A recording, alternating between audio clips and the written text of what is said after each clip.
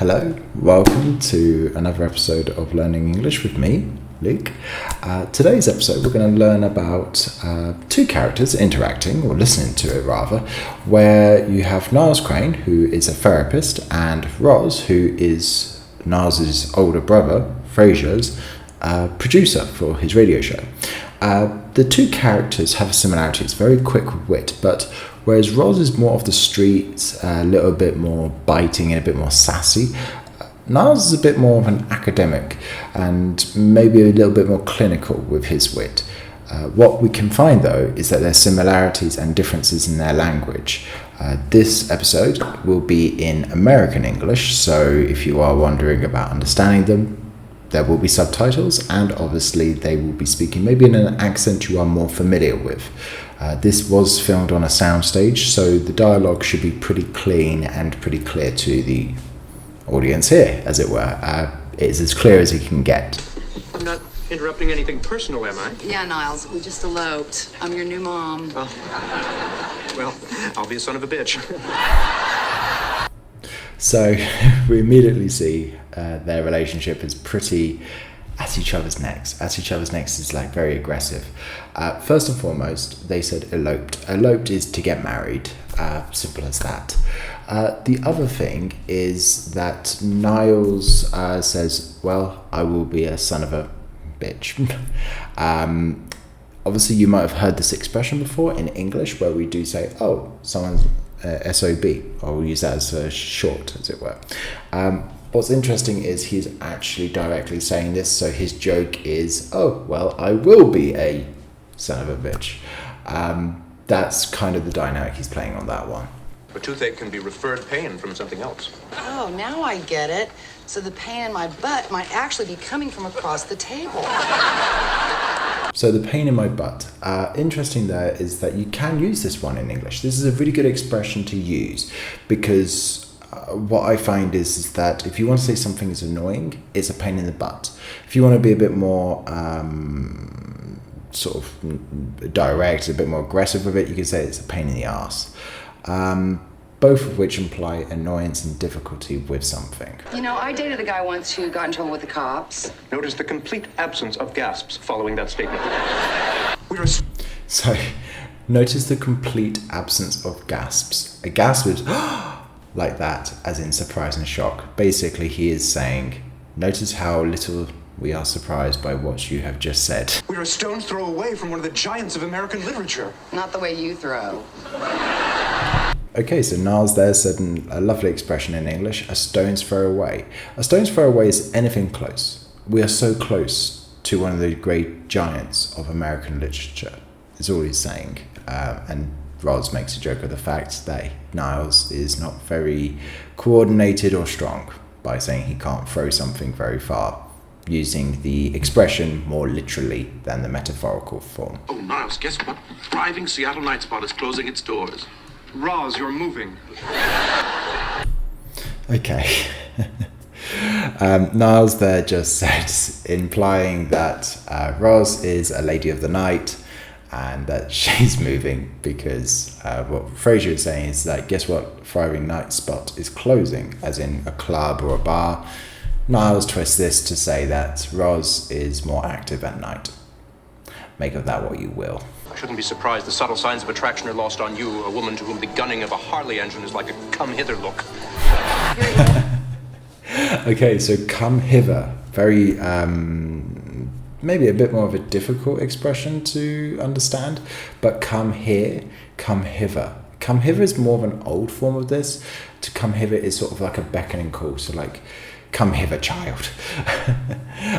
But he's implying that the Harley engine, that the men that she goes for are a little bit more rough around the edges, motorbikers and stuff like this, rather than Niles, who's a bit more sophisticated as a character. The label says it's famously spreadable. Funny, Roz, doesn't your label say the same thing? What does yours say, Niles? May cause drowsiness? So there's a bit of a twist there. Spreadable, as in like to be spread out, if you were. So if there's two of you and you spread out, that means to give distance. But if you spread out like this, it means to be spread, implying activities in the bedroom.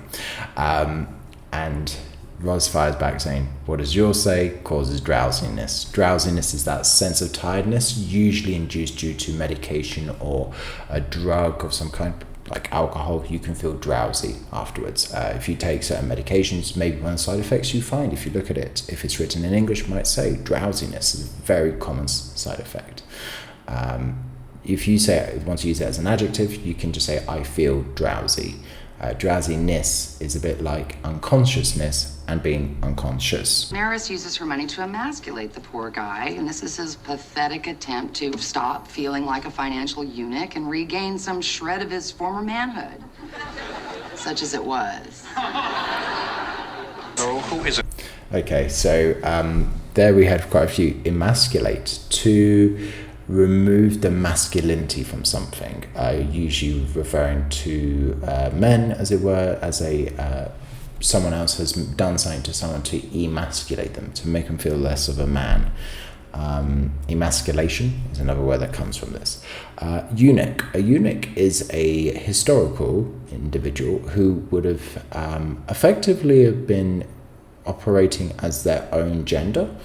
Eunuchs go back to the Roman times, actually. It's one of the interesting things. Obviously it goes, transsexuality and things like this do have long histories, and actually one of the things that people say is, well, where's the reference to it? Well, actually, if you look at eunuchs, this is an example of it. Now, she is referring to the fact that he has become a eunuch, rather than saying that. So in a sense, I think she's trying to imply that he's still outwardly operating like a man, but without male genitalia.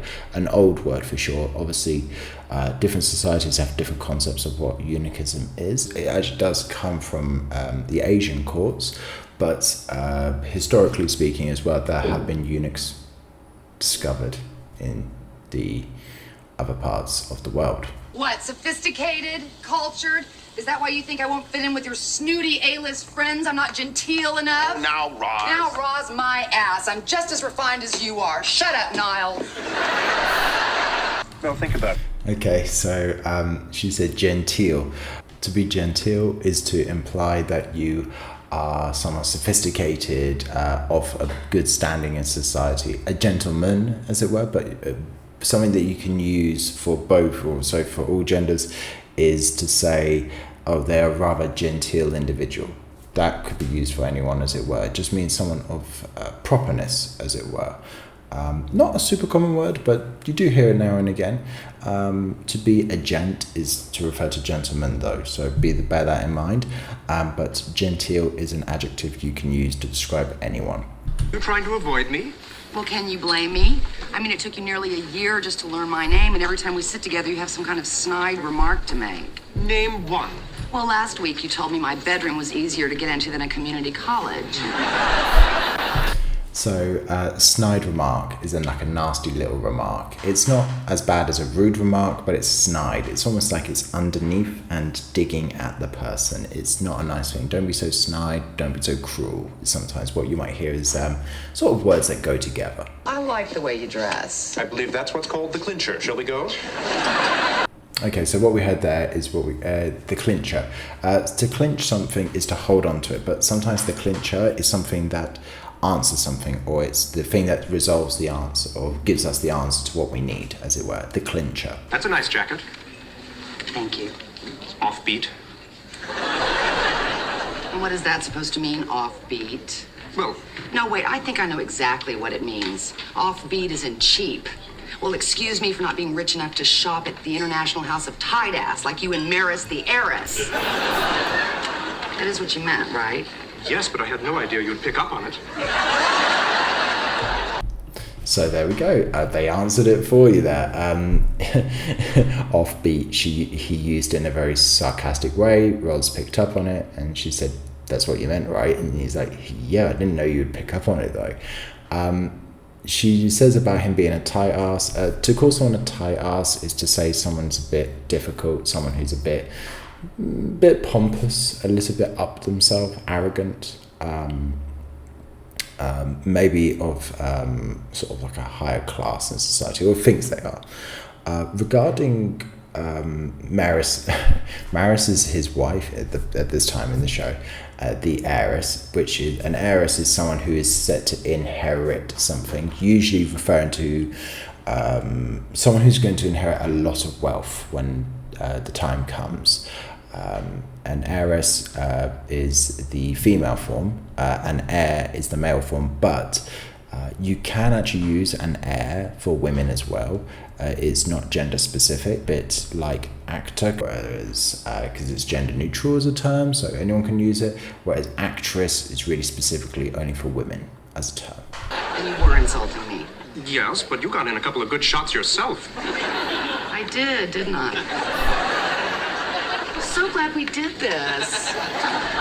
So you got a couple of good shots in. It's almost like implying boxing, like to get a shot in, it's like boom, to get a shot into the, the jousting or the fighting, as it were, with words. So he's saying, oh, you got a few good shots in yourself. Okay, so we've got a bit of some statements there from Roz and from Niles.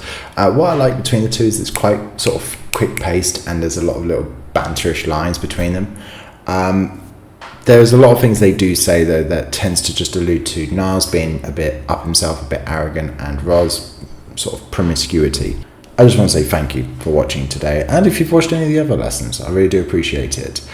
If you do like it, please like the video, it does help. Drop a comment if you have a question, share it if someone who's interested in learning English and wants to hear my ramblings and my input for 10-15 minutes. I'm so sorry. Otherwise, I look forward to seeing you next time, and goodbye.